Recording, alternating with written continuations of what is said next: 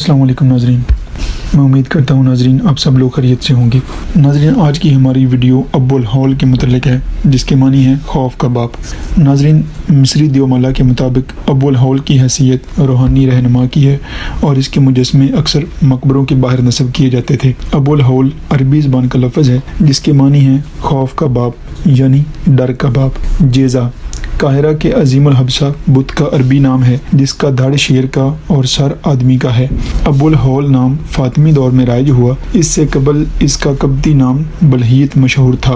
عہد قدیم میں لفظ ابو الہول کا اطلاق اس مجسمے کے سر پر ہوتا تھا کیونکہ اس زمانے میں اس کا پورا دھڑ ریت میں دبا ہوا تھا۔ لوگوں کا یہ خیال تھا کہ یہ بت ایک طلسم ہے جو وادی نیل کی حفاظت کرتا ہے۔ قدیم مصری دیومالا میں اس قسم کے مجسمے فرعونہ یعنی الوحید کی علامت سمجھے جاتے تھے اور بعض مجسموں میں مینڈے یا عقاب کا سر بھی بنایا جاتا تھا۔ جیزہ کا ابو الہول ایک ہی چٹان سے تراش کر بنایا گیا تھا جو خفرہ کے حرم کے نزدیک ہے۔ ابو الہول کا تصور دراصل یونانیوں نے مصر کے علم الاسنام یا دیومالا سے لیا تھا۔ یونانیوں کے نزدیک ابو الہول ایک مادہ ببر شیر تھا جس کا چہرہ نسوانی تھا۔ یونانیوں کا کہنا تھا کہ ابو الہول یونان کے شہر یوٹیا کی ایک اونچی پہاڑی پر رہا کرتا تھا۔ جو لوگ بھی وہاں سے گزرتے تھے وہ ان سے ایک سوال پوچھتا، جو کوئی اس کا صحیح جواب نہیں دے پاتا وہ اسے کھا جاتا۔ آخر کار ایک ہیرو اوڈیپس نے اس سوال کا صحیح جواب دیا اور یوں اس کی موت کا باعث بنا۔ سوال یہ تھا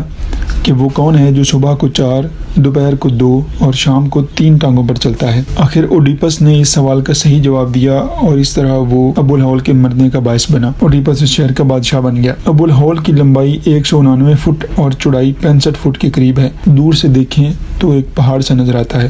یہ مجسمہ تقریباً 3000 سال قبل مسیح کے لگ بھگ ایک بڑی چٹان کو تراش کر بنایا گیا تھا۔ اس کی انسانی شکل کے بارے میں یہ کہا جاتا ہے کہ یہ فرعون کی تشبیہ ہے، لیکن مزے کی بات یہ ہے کہ یہ فرعون کی بجائے اس کے بھائی ریڈیڈف سے ملتی جلتی ہے۔ یہ مصر کے دارالحکومت قاہرہ سے 60 میل دور غزہ کے ریگستان میں موجود چونے کے پتھر کی پہاڑی کو کاٹ کر بنایا گیا ہے۔ جب یہ مجسمہ تیار ہوا ہوگا تو بہت ہی خوبصورت نظر آتا ہوگا کیونکہ اس میں بہت سے رنگوں کا استعمال کیا گیا ہے۔ ہزاروں سال گزرنے کے باوجود اس کی شکل میں یہ رنگ نظر آتے ہیں۔ اس کے سر پر اب بھی فرعون کے روایتی رومال اور اس کے درمیان پیشانی پر ناگ کی شبیہ کو صاف دیکھا جا سکتا ہے۔ ناگ کی شبیہ کو قدیم مصری ویجٹ کہتے ہیں اور سر کے رومال کو اپنے دیوتا کے پھیلے ہوئے دونوں پروں سے تشبیہ دیتے ہیں۔ اس مجسمہ کی ناک اور داڑھی بھی ٹوٹی ہوئی نظر آتی ہے۔ ان دونوں چیزوں کے ٹوٹنے کی وجہ یہ ہے کہ 820 عیسوی میں خلیفہ ہارون الرشید کے بیٹے عبداللہ مامون نے اہرام اعظم کے اندرونی حصے کی مکمل معلومات حاصل کرنے کے لیے اپنے کچھ ماہرین تعمیرات کے ساتھ مصر میں قدم رکھا۔ کافی عرصے تک جان توڑ کوشش کے باوجود بھی جب مسلمانوں کو کوئی خاطر خواہ کامیابی حاصل نہ ہوئی تو غصے میں انہوں نے ابو الہول کے مجسمے کی ناک اور داڑھی کو توڑ ڈالا۔ یہ ٹوٹی ہوئی ناک قاہرہ کے عجائب گھر اور داڑھی برطانیہ کے مشہور زمانہ برٹش میوزیم میں نمائش کے لیے رکھی گئی ہے۔ ابو الہول کے اگلے دونوں پنجوں کے درمیان گرینائٹ کا ایک کتبہ موجود ہے جس کے مطابق فرعون جس نے 1420 قبل مسیح تک حکومت کی تھی اس کی جوانی کا ایک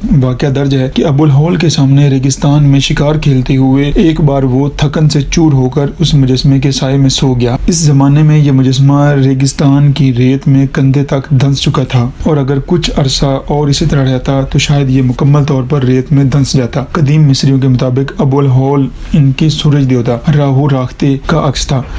یہ دیوتا سوئے ہوئے شہزادے کے خواب میں آیا اور اسے مخاطب کر کے یہ ہدایت دی، اگر شہزادہ اسے ریت کے اندر سے پوری طرح باہر نکال دے تو جلد ہی شہزادہ تخت و تاج کا مالک بن جائے گا۔ نیند سے بیدار ہوتے ہی شہزادے نے ایسا ہی کیا اور کچھ عرصے کے بعد وہ مصر کا بادشاہ بن گیا۔ اسی واقعے کی یاد میں فرعون نے یہ کتبہ ابو الہول کے اگلے دونوں پنجوں میں نصب کرایا۔ ابو الہول کے مجسمہ کی عمر کے بارے میں آج تک کوئی فیصلہ نہیں ہو سکا۔ فرعون کا دور تقریباً 2600 قاف میم تھا۔ اس سے بھی پہلے یعنی تقریباً 3100 قاف میم فرعون مینس کا زمانہ تھا۔ اس قدیم دور سے بھی پہلے موجود عراق کی انتہائی ترقی یافتہ تہذیب عروج پر پہنچی ہوئی قوم سمیرین اپنی بہت ساری دستاویزات میں اہرام اور ابو الہول کی موجودگی کی شہادتیں چھوڑ گئے ہیں۔ اس کے علاوہ بھی بہت ساری ایسی شہادتیں موجود ہیں جو یہ ثابت کرتی ہیں کہ ابو الہول انسانی تعمیرات کا ایک قدیم شاہکار ہے اور اس کی عمر کے بارے میں کوئی آخری رائے قائم کرنا تقریباً ناممکن ہے۔ یہ تھی ناظرین آج کی ویڈیو، امید کرتا ہوں آپ سب کو بہت پسند آئی ہوگی۔ گزارش ہے کہ ہماری ویڈیو کو لائک کریں، شیئر کریں اور مزید ویڈیو کے لیے ہمارے